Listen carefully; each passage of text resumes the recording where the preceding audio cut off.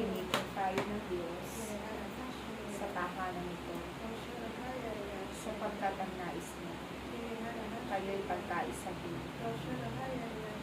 sapagkat mahalaga sa gawain ng Diyos kayo'y nagkakaisa upang nang sa ganon madali ninyong magawa ang mga bagay na iniaatang ng Diyos sa inyong lahat. Ako ang inyong inang Maria na naririto sa inyong harapan.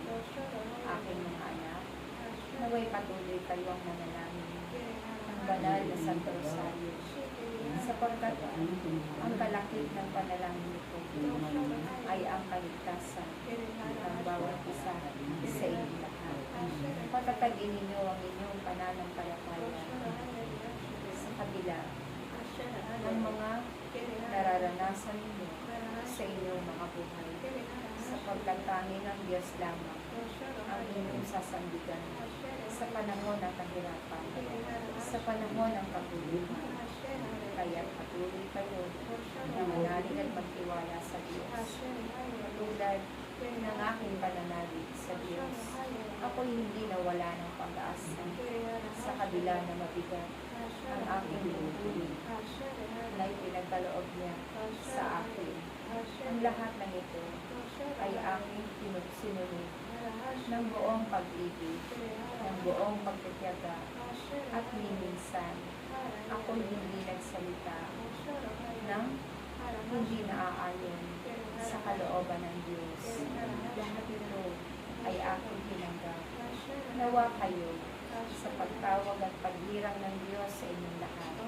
Gayon din ang inyong gawin. Patuloy na maglingkod. Patuloy na sumunod.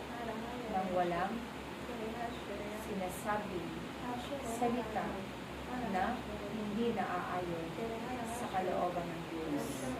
Sapagkat kung ito ay inyong magagawa, tunay na napakalapit ng gantimpala ng Diyos sa bawat isa sa inyong lahat. Ako na inyong inang Maria ay laging sumasa inyo. Lagi akong kasama ninyo sa pananalangin. Sa tuwing kayo'y hihiling sa akin, ito'y aking idudulog sa paanan ng Diyos. Sa tuwing kayo ay mag-aalay ng panalangin sa harapan ng Diyos, ako'y naroroon at nakikipanalangin sapagkat ang nais ko ang panalangin ng bawat isa sa inyo ay dinggin ng Diyos. Kaya aking mga anak, lagi niyo akong kasama, higit sa lahat sa pananalangin ng kapayapaan para sa sandaigdigan, sapagkat ako'y nahahabag sa bawat tahanan na nawawala ng kapayapaan. Ang nais ko sa bawat tahanan ay buo ang bawat isa, sapagkat ako'y nakakabag, lalong-lalo na sa mga kabataan naghahanap ng pagkalinga ng isang magulang, na naghahanap ng isang maayos na masisilungan. Kaya patuloy kayong manalangin, hindi lamang para sa inyong sarili, bagos para din sa inyong kapwa.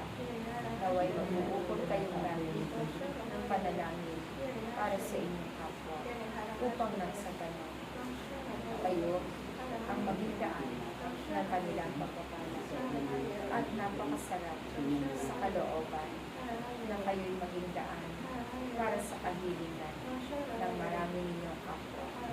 Kaya nawa, magpatuloy kayo humingi sa Diyos ng mayroong mababang loob at ng mayroong pag-ibig at paggalang sa Kanya.